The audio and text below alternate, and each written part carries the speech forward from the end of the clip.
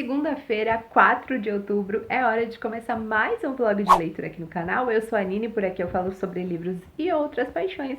E vocês vão acompanhar comigo a minha jornada com um dos meus autores favoritos. Dessa vez eu comecei a ler Memórias Póstumas de Brás Cubas, do Machado de Assis.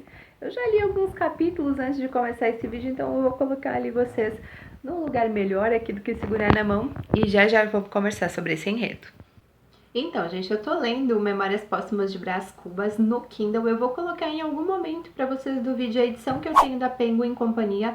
É uma edição comentada e com notas de rodapé. O conteúdo extra eu só vou ler no final, mas as notas de rodapé eu estou lendo conforme eu faço a leitura. E por enquanto, gente, eu tô no capítulo 9 dessa leitura. Eu até tava lendo um pouquinho antes de começar a gravar pra vocês e provavelmente esse vlog vai ser dividido em duas partes. Então, essa primeira parte até 50%. E depois a reta final. E nesse primeiro momento da história, o Brás Cubas, então, tá dando um contexto geral, tá ali contando um pouquinho sobre a vida dele. É um livro escrito a partir da morte, né, do Brás Cubas, então ele começa do momento da morte para trás. E no trecho em que eu tô ali, apresentou um pouquinho sobre a linhagem da família dele. Existe ali uma certa vergonha de alguns antepassados que tinham uma profissão comum, mas foi a partir dessa profissão que os outros enriqueceram, então ele comenta um pouquinho sobre isso. Comenta também sobre a mulher que foi a grande paixão na vida dele e que quando ele tá ali no leito de morte, basicamente ela vai fazer uma visita ao Brás Cubas, então apesar de terem passado aí cerca de 20 anos, existe um certo carinho, um certo apego, né, pela relação que eles tiveram no passado. E, além disso, o Brás fala também de um momento que ele encontra com Pandora, então, basicamente, ele vê todos os séculos, toda a existência humana passando na frente dele num piscar de olhos. E eu cheguei no momento do livro, que eu tô mais ou menos em 18%, mas leve em consideração o conteúdo extra que tem antes, então eu li 9 capítulos até agora, que tá falando sobre o nascimento dele, sobre a extrema admiração que o pai dele tem por ele desde criança e como ele era super levado. Pelo que eu entendi, a pegada do livro vai ser mais ou menos essa, né? Por exemplo, nesse momento ele fala que os tios, no momento em que ele nasce, já começam a imaginar todo o futuro dele, né? Um quer que ele seja cônego, o outro quer que ele seja tipo um Bonaparte, vá pra infantaria, vá pro exército, e o pai dele é muito mais de boa em relação a isso. Então vamos ver como é que essa história progride.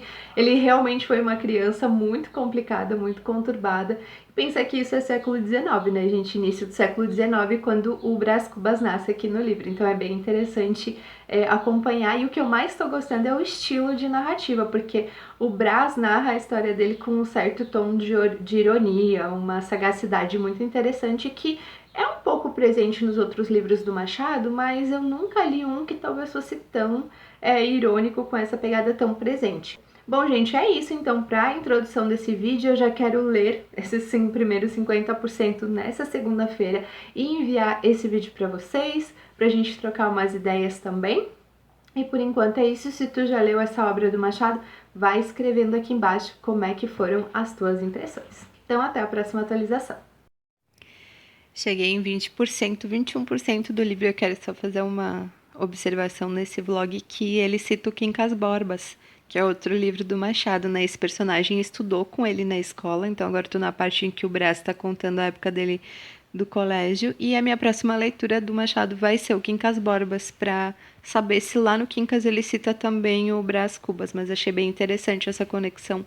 Eu não sabia, não lembro de ter lido isso, essa observação em nenhum lugar sobre essa obra do Machado. Tive que mudar a posição aqui, mesmo assim fiquei escuro na sala, porque hoje está um dia super nublado. Mas eu voltei para fazer esse outro parênteses e dizer que esse livro, o Machado faz muitas referências a outras obras, poetas, artistas, livros, personagens de livros. Então, essa edição que eu tô lendo no Kindle faz referência a tudo isso nas notas de rodapé. Não sei como seria a leitura sem essas notas, porque algumas referências, é claro, a gente vai conseguir fazer relação, são de personagens ou obras que a gente já pode ter lido, ou já pode ter estudado, ou ter visto citado, né, em outros lugares, mas nem todas. Então, eu achei bem interessante essa obra trazer essa proposta. Acho que é um tipo de livro que dá para ler sem os extras, mas com os extras, com certeza, enriquece bastante a leitura.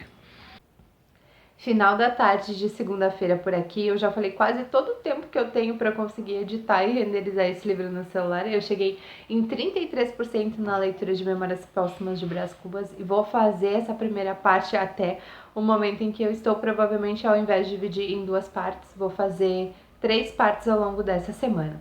Bom, ele vai contar então depois da parte inicial da infância, como é a vida dele na escola, a primeira paixão, essa primeira paixão dele que faz com que ele gaste muito dinheiro do pai e adquira algumas dívidas, e com isso o pai manda ele estudar na Europa, lá em Coimbra. Ele também fala um pouquinho sobre essa experiência dele na faculdade, que ele não foi um bom aluno, ele foi mesmo por obrigação, mas mesmo assim ele conseguiu aproveitar de outras maneiras, viajando pela Europa, frequentando lugares boêmios, enfim. Mais uma vez lembrando, nessa parte que também faz muitas referências a outras obras e autores. Então essa edição que eu tô lendo no Kindle com as notas realmente tem sido muito bom para pegar todas as referências no ato mesmo, não precisar parar a leitura, sair e procurar em outro lugar. Outra coisa interessante é que eu cheguei no trecho em que ele volta ao Brasil. E aí o pai dele, né, tem uma proposta mais ou menos impondo para ele, já que ele tem que continuar o nome da família e engrandecer ainda mais. Esse é um tema que paira ao longo de toda a leitura por aqui, até os 33%, né, um pouquinho menos porque tem os textos de apoio na frente. E é como se ele realmente tivesse desde o início o pai já mais ou menos dando essa ideia de que ele tem uma obrigação com a família de continuar esse legado aí dos Brás Cubas que os antepassados tiveram que sofrer muito para conseguir construir. E aí o pai dele faz uma proposta, na verdade, dupla, de um casamento e de um cargo de deputado. E é nesse momento das memórias do Brás Cubas que eu paro esse vlog, paro essa leitura. Por enquanto tem sido muito interessante, lembrando também que o período em que o Brás vive é um período que ainda tem escravidão no Brasil, então todos os criados das casas, todos os empregados são escravos, a maneira como eles são referidos em alguns momentos realmente é de objetos, é de produtos. Então vou seguir compartilhando com vocês sobre a leitura de Memórias Póstumas de Brás Cubas. Então é isso, vai comentando aqui embaixo se tu já leu esse livro, sem spoilers, ou se vai dar spoilers, avisa, e também quais são as tuas outras leituras favoritas de Machado de Assis. É isso, e até a segunda parte desse vídeo, provavelmente quarta ou quinta-feira. Vamos ver como é que vai a rotina dessa semana. Até lá!